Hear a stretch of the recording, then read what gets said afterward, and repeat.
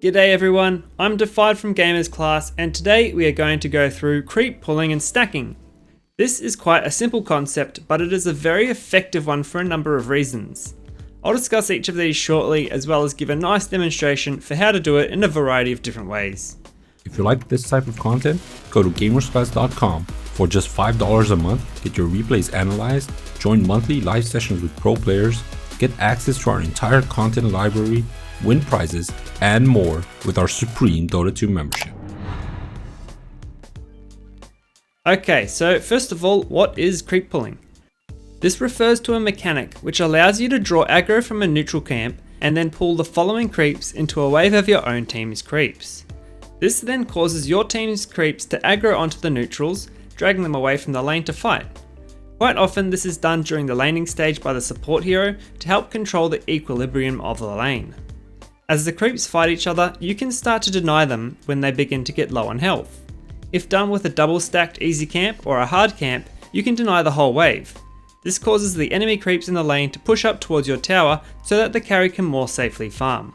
Another reason for pulling creeps is to deny the enemy's golden experience from the creeps that die.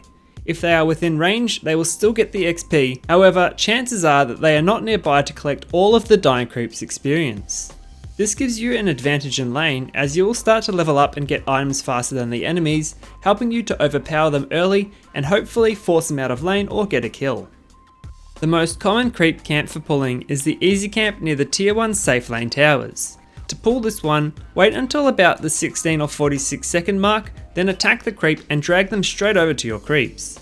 A similar timing can be used to pull the Radiant offlane hard camp, just attack them and drag them straight across to your creeps.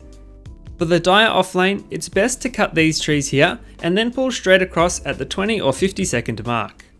When pulling the offlane camps, the best method is to use the shove and pull strat. You want to kill a wave of enemy creeps really quickly so that your creeps advance towards the enemy tower and then go back and pull.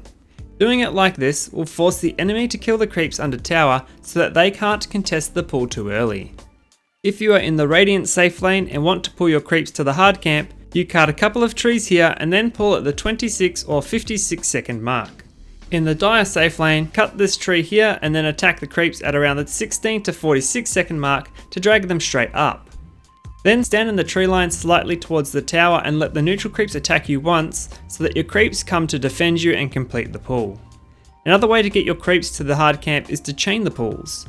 Once you've almost killed the easy camp, attack the hard camp to bring them towards the easy camp. If done right, your creeps will kill the last easy creep just as you get there, and just like magic, your creeps will start to aggro and chase the hard camp down. Now earlier I mentioned stacking, and this is quite similar to pulling the creeps. However, if you pull them so they aren't in their camp at the minute mark, another wave of neutral creeps will spawn.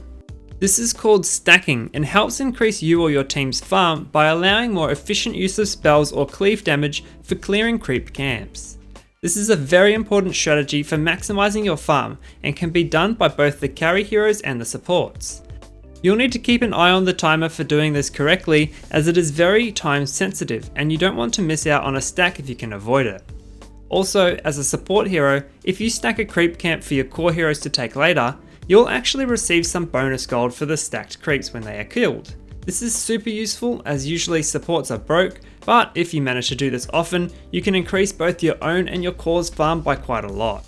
Ancient stacks are quite often the most sought after, as they provide the most golden experience, but they can be difficult to kill in the early game. Also, keep in mind that any enemies who see your stacks will want to take them as well, so try to protect them and take them before it is too late. As I mentioned before, timing is critical for stacking camps, as the creeps will only chase you for a certain amount of time before running back to their homes. Most of them will stack if you attack them at the 55 second mark, but some can be okay even as early as 53 seconds or as late as 56 to 57 seconds.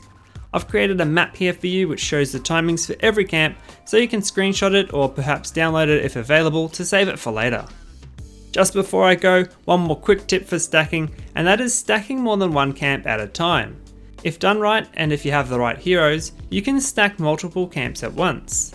Usually, you'll want to attack the first camp at around the 54 to 55 second mark, as long as that is the right time for that camp, and then immediately attack or cast a spell to draw aggro from a second camp.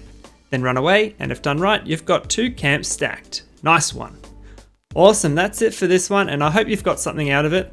I'm Defied from Gamers Class, and have a great day.